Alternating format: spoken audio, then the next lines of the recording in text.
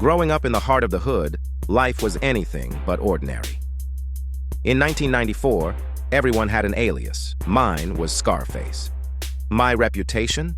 Well, it was well known as someone who knew the ins and outs of the streets and as someone who had faced more than a few showdowns. Living under scrutiny wasn't unusual. The streets watched closely, especially with a big-time baller and trigger man like me. A lot of my enemies had looked down the barrel of my gun, but none could quite pull the trigger first. I did so much work in the hood that eyes and suspicions lingered constantly. Fear shadowed my path, and so did the slow-moving threat of vengeance. My friend Mike and his porch offered a reprieve. His neighborhood buzzed with dope deals, crackheads, and that promise of risk and reward. Mike wasn't into hard dope. His expertise lay in weed. But me? I hustled in the harder trades, making discreet deals with heads who signaled their need. One summer night, Mike and I lounged on his porch, the Indiana air laced with laughter and smoke. Beers clinked, and the night seemed like any other. But then chaos struck, unexpected, vicious. Shadows emerged from the darkness, two masked figures with the intent to avenge. "This is for Ricky!" rang out before gunfire shattered our brief peace, delivering the message in the deadliest tongue. Mike, caught in the crossfire, managed to sprint into the house despite being shot in the back. I, however, faced the full wrath there. Bullets flew, eager to meet flesh. The first struck my arm, the next my shoulder, and then my chest. Each impact carried a pressure, an invasive pain, reminding me of my mortality and the violent truths we lived. In that haze of pain and adrenaline, clarity emerged from the chaos, the realization of how fragile life was and how, despite the trigger, no revenge truly settled the score. In the aftermath, as the shooters disappeared into the night, leaving only echoes, I knew our street game had shifted dramatically.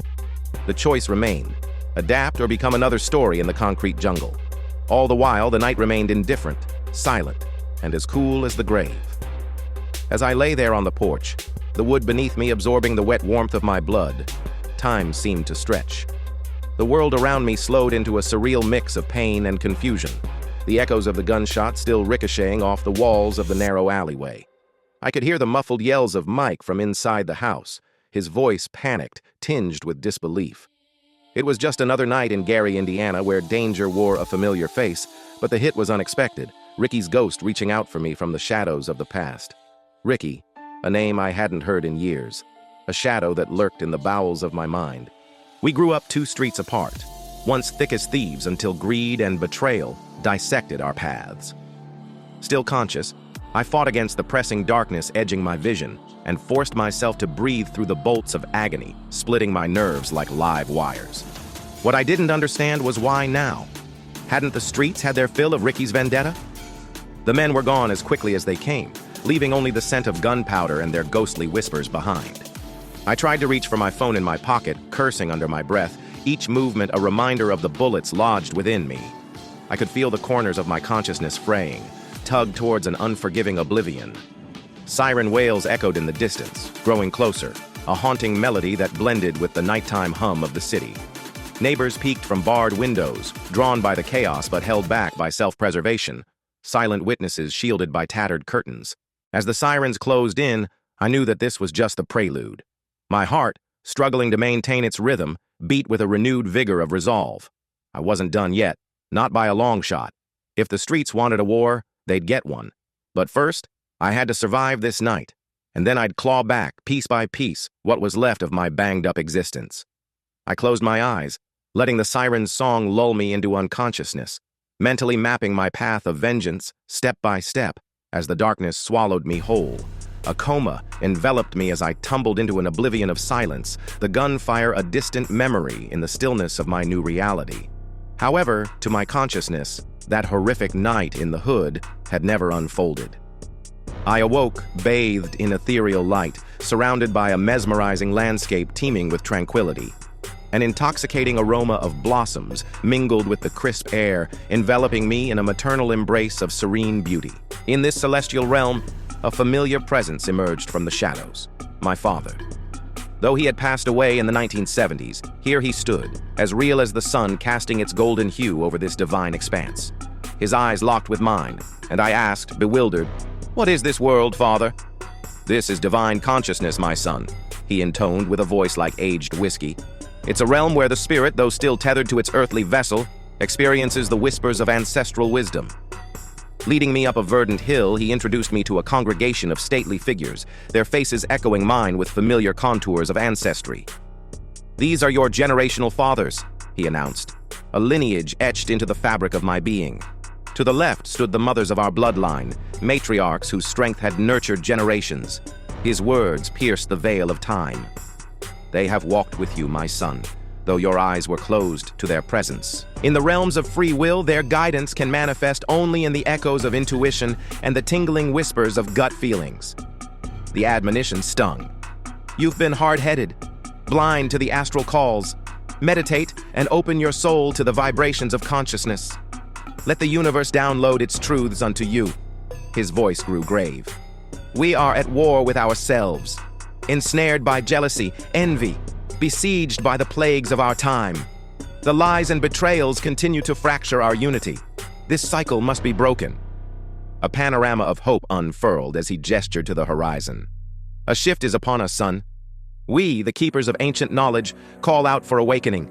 Our words are seeds planted in the fertile minds of a new generation destined for greatness." 4 chosen individuals stood amongst us, radiant beacons of truth.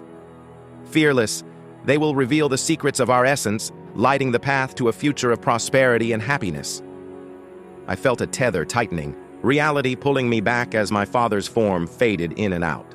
But his final words resonated, etching themselves into the marrow of my spirit. "Remember, we have been lied to. Know thyself. Search for us. We prepare the way, my son. Walk it with courage." As the celestial world dissolved around me, I emerged from the chrysalis of coma into the gritty, aching reality of the present. Yet my soul was renewed, my purpose clear, a warrior, not of the flesh, but of the spirit. Waking from a 7-day slumber, a mist of confusion cloaked my consciousness. The hospital room, sterile and soft in its lighting, unfolded slowly around me. There, beside me, was my anchor, my mother. Her eyes were a storm of relief and anxiety, finding their way through the damp mist of recovery. Tubes slithered into my nose, conducting the shallow breath of the ventilated life I'd lived for days. My throat, parched and weary, yearned for speech. Ignoring the searing pinch in my chest, I summoned the rasping words. "What happened?" In an instant, my mother's weariness evaporated. She hurried to my side, her face brimming with emotion. "You were shot," she insisted, her voice playing a mournful tune. "You've been in a coma for 7 days." 7 days, an eternity reduced to heartbeats. The warmth of seconds or the length of a lifetime? Time had been elusive while I danced at the edge of consciousness. "Where am I?" I croaked, curiosity winning against my tired state. "You're at home pillow," she reassured me, pressing the nurse call button. Moments later, a whirl of activity filled the small room as a nurse entered, her eyes wide with professional excitement. My wakeful state rippled down the hall, summoning a doctor, whose stride was as brisk as his smile was wide. "Welcome back," he greeted, his voice a soothing balm to my raw awareness. Checking vitals and perfusing assurance, he asked, "Do you remember what happened?" My thoughts tangled with haze. I replied, "My mom filled me in." As the doctor turned to my mother and the nurse, he nodded appreciatively. "Let him rest. We'll keep an eye on him." With their footsteps echoing away, the tranquil tug of sleep claimed me once again. 2 weeks later, hospital walls retreated behind me. Home embraced me, albeit a bittersweet return, cradled by walls steeped with memories. Movement was a symphony of discomfort, a slow glide to simplicity. Pain followed like a shadow, persistent yet manageable. Every careful step echoed a promise of recovery. It was the beginning of a new chapter, written not in haste, but in measured grace. Each moment, even in pain, was a testament to life, fragile and fierce. Relearning my sanctuary, I savored the gradual return to myself, body and spirit in tentative harmony. One fateful night, as I lay engulfed in the depths of sleep, it felt as though a veil had lifted, transporting me to a world woven from the tapestry of memories long forgotten. In this ethereal realm, a presence emerged, a figure cloaked in history and wisdom. He stood before me with eyes that held the light of ages, and he spoke with a voice that resonated deep within my soul. "Do you remember me?" he asked, his voice as gentle as a whisper riding the night breeze. Hesitantly, I replied, "Yes, sort of." His expression softened as he introduced himself. "I am your 9th generational father, a spirit from your past, the guardian of our lineage. With a solemn gaze, he continued, "Do you realize the gift you have? This second chance in life is a sacred opportunity. Our legacy now rests upon your shoulders. Nurture our sons and daughters. Guide them to become pillars of their community. This responsibility begins with you." He paused, allowing the profundity of his words to sink deep into my consciousness. Whenever you seek answers, when you're lost and yearning for guidance, immerse yourself in meditation. The universal consciousness that binds us all will reveal the truth. Know yourself beyond the narratives imposed upon you. "Embrace your truth, my son," he implored, as his form began to drift away. Beside him appeared one of my generational mothers, and together, hand in hand, they receded into the darkness, their presence lingering in the night like a gentle whisper carried away by the wind. I awoke slowly from this vivid dream, my eyes fluttering open, cherishing every word that had been spoken to me during my slumber. A soft echo resonated in the corners of my mind, a single phrase repeated like a mantra, "This time."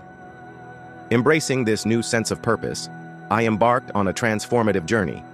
I sought solace and spiritual growth in the embrace of the church, drinking deeply from the wisdom contained within sacred texts. Guided by a hunger to know more, I became fully immersed, eventually finding myself baptized and rising to the role of a deacon, a position I had never envisioned for myself. In this newfound path, I committed to help others discover the same light and truth that had been gifted to me that night. Together with my community, I endeavor to shape our future, creating a legacy that honors the voices of the past and empowers the voices of tomorrow. One fine afternoon, my friend invited me to attend an assembly.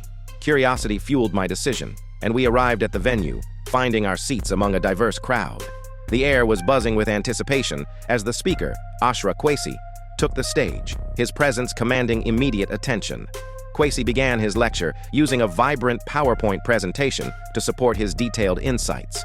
As words flowed, there was an undercurrent of discomfort bubbling within me. His discussion on the stolen legacy and the origins of Christianity clashed fiercely with my deeply rooted beliefs. What have I gotten myself into? I thought, grappling with a growing sense of defensiveness. His words challenged everything I held sacred. I felt a potent urge to stand up and defend my Christian faith, but then, as if addressing my inner turmoil, Kwesi boldly posed the question, "Who taught you Christianity? Those were not our ancestors' ways." It felt as if a bolt of lightning had struck me. There was truth in his statement that resonated deeply, unsettling yet enlightening. Intrigued, I started listening with new ears, my skepticism waning. The information he shared began to make unexpected sense, planting a seed of doubt paired with a thirst for knowledge. I vowed silently to conduct my own research, ensuring I verified his insights as the assembly concluded. Afterward, eager anticipation prompted me to approach Kwesi for a personal exchange. I asked hesitantly, "Do you believe in Jesus?" With a warm smile, he replied, "Yes, I believe in the living Christ. The story of Jesus is an allegory meant to guide you to your divinity. The original tale was a roadmap to realizing the divine within. But over time, the narrative shifted, encouraging worship of an external deity, steering us away from our inherent godliness." His words were revolutionary. It dawned on me that his perspective wasn't denying faith, but rather redirecting it inward, toward our own divine potential. "You are God's son," he continued. "The Son of God. We all are, but through systemic indoctrination, we've strayed from the path. Now is the time to reclaim our authenticity and find our way back." His message triggered a memory, an echo of wisdom from my 9th generational ancestor. "It is time." The phrase lingered with a timeless urgency, urging me to embrace this newfound understanding. That encounter marked the beginning of a profound spiritual awakening, a journey towards rediscovering my inner divinity.